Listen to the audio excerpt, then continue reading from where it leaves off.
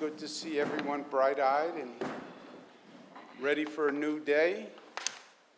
It's about stamina. It's about stamina.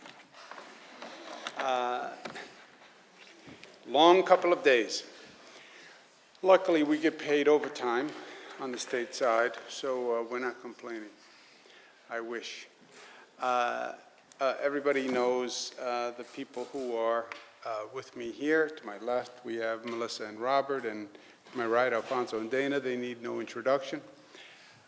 This was, I believe, the most productive legislative session in modern political history. You're going to have to go back and study the history books to come up with a session that did more good than this session did. We laid out a 100-day agenda back in last December and said that this is a moment where we can make great change. Change comes when the planets line up and when the people are ready for change. Change is hard. Status quo is very difficult to overcome, and it takes a lot of energy, it takes a lot of work, it takes a lot of advocacy, and it takes a lot of intelligence, because it's not just, I want to change to what? And what are the consequences of that change? It's not just the political intent to make a change, it's the legal effect of what that change is. It goes from politics to government. The political part is easy. I want to make change. Okay, the governmental part is hard. And how do you do it? And what are the consequences, et cetera? But we did it. And the people were ready for change. I want to applaud Speaker Heastie and Senate Leader Andrea Stewart-Cousins. They had a difficult environment to deal with. This is a very hyper-partisan environment. People have strong political feelings all across the board. They had many new members, more in the Senate, who had not been in government before. And you need a certain level of orientation to government and knowledge of government. So they had a difficult situation to deal with, and I thought they handled it well. And the proof is in the product, and the product was extraordinary at the end of the day.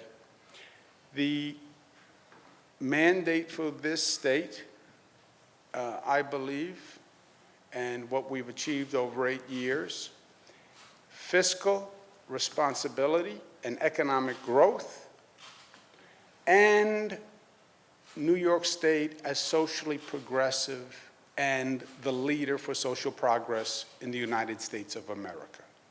Those are the two pillars. Those are always the two goals.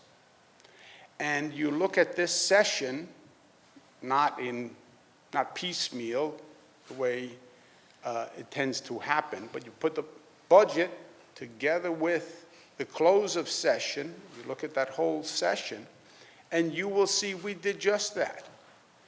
Fiscal responsibility, economic growth, that was the state budget, middle-class tax cut for the hardworking middle-class people, property tax cap, $150 billion, largest investment in the nation in infrastructure, more money for education than ever before, commitment to education equity that was never done before. So we achieved that in the budget, and social progress on an unprecedented scale, which is what you have also seen.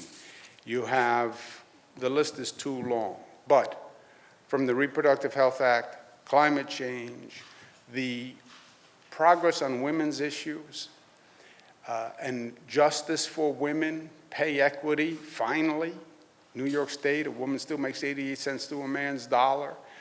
Extending the statute of limitations for rape in the second and the third, changing the definition of sexual harassment to reflect what sexual harassment really is.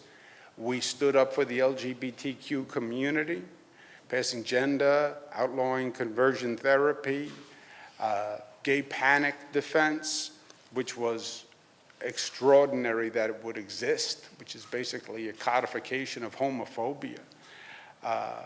Cash bail, plastic bag ban, LLC loophole, other issues that popped up, measles vaccine, which turned out to be an extraordinarily difficult, complex issue. Massive accomplishment, using the moment for change, achieving fiscal responsibility and economic growth, and making New York the social progress capital of the United States of America. All of this in a backdrop, as I mentioned, of this heightened political environment, I think, frankly, driven by the federal administration more than anything else. The federal government, President Trump, has frightened people and demanded that people now demand protection and a response to the direction of the federal government. And the state government is here to protect people when the federal government won't. This state government is here to protect people from the federal government's attacks in many ways. And I believe this federal government has attacked this state of New York. Both people's rights, with their ultra-conservative philosophy that they want to impose on the people of this state. They've assaulted this state economically with their Tax Reform Act that targets New York. And I think this agenda should be viewed through that lens. The election that brought many of these people to office was driven by that lens. That election in this state was in many ways saying we want protection from the Trump administration and a rejection of the Trump administration. And this agenda addresses that. So kudos to all, to my team that's here. It's been an exhausting few days. The volume of bills was exhausting. I applauded the leaders of the Assembly and the Senate, but also their teams. Lou Ann Saccone in the Assembly did a great job. Chantel Smith in the Senate did a great job, again, under very difficult circumstances. So it all worked, and that's what matters at the end of the day. What did you get done? Mira Sorvino sat here and had a very compelling talk on the need for protections for women from sexual assault, et cetera. But she said something sitting next to me that reinforced for me. She basically said what matters is that you actually make change and you get it done.